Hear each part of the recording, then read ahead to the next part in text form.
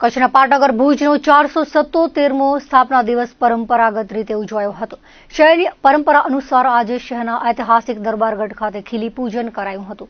આજે સવારે કચ્છના સાંસદ વિનોદભાઈ ચાવડા, નગર અધ્યક્ષા રશ્મિબેન સોલંકી, ઉપપ્રમુખ ઘનશ્યામ ઠક્કર, કારોબારી ચેરમેન મહિદીપસિંહ જાડેજા અને રાજવી પરિવારના પ્રતિનિધિઓ દ્વારા ખીલી પૂજન કરાયું હતું। પૂજન વિધિ શાસ્ત્રી તેજસ જોશી દ્વારા કરવામાં આવી હતી। આજના પાવન અવસરે કચ્છના સાંસદ વિનોદ ચાવડાએ શહેરીજનોને શહેરના સ્થાપના દિવસની શુભકામનાઓ પાઠવી હતી અને શહેરના વિકાસ માટે તેમજ માળખાકીય સુવિધાઓના વિસ્તાર માટે પોતાના સક્રિય સહયોગની ખાતરી આપી હતી।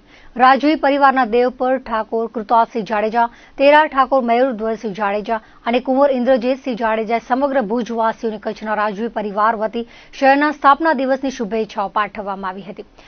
ભુજ શહેરના વિકાસ માટે રાજવી પરિવાર દ્વારા તમામ પ્રકારના સહયોગની તત્પરતા દર્શાવી હતી। ભુજ નગરપાલિકાના પ્રમુખ રશ્મિબેન સોલંકીએ શહેરીજનોને 477મા સ્થાપના દિવસની શુભેચ્છાઓ પાઠવતા જણાવ્યું હતું કે નગરપાલિકાની સમગ્ર ટીમ શહેરીજનોની સુખાકારીના કામો માટે પ્રતિબદ્ધ છે। શહેરના વિકાસની ખૂટતી કડીઓની પૂર્તતા કરવામાં આવી રહી છે।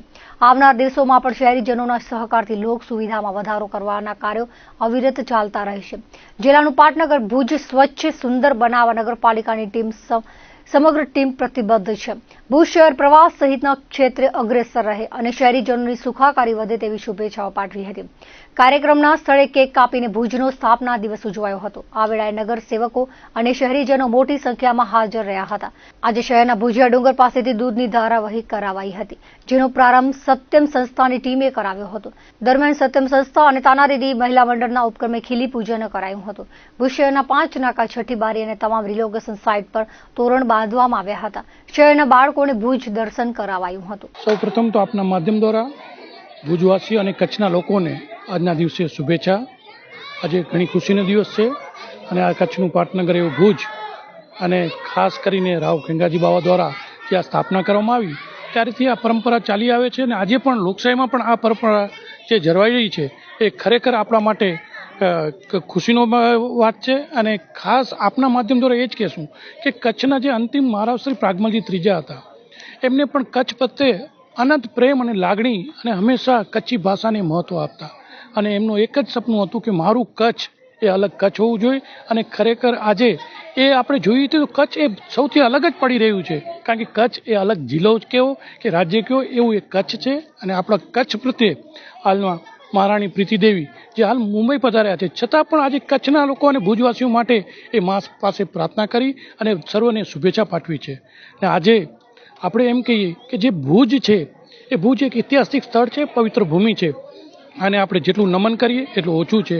આજના દિવસે કચ્છના લોકપ્રિય સાંસદ શ્રી વિનોદભાઈ ચાવડા, નગરપતિ શ્રી રશ્મિબેન સોલંકી તથા નગરપાલિકાના બધા અધિકારીઓશ્રીઓ અને ખાસ કરીને ભુજવાસીઓ દ્વારા આજે આ ખીલી પૂજન કરવામાં આવ્યું અને અમારા રાજપરિવાર વતી તેરા ઠાકોર સાહેબજી મરદસિંહજી, દેવપર ઠાકોરસિંહ કુર્તાસિંહજી સાથે રહી અને આ પૂજા અર્ચના કરવામાં આવી। અને આપણે એ જ કહીએ છીએ કે હંમેશા પરંપરા જળવાઈ રહે અને કચ્છના જે ઇતિહાસો છે એ ઇતિહાસો વિશે હંમેશા કચ્છના લોકો જાણતા રહે અને આ પરંપરા આપણે સાચવી એ પર આભાર અને શુભેચ્છા।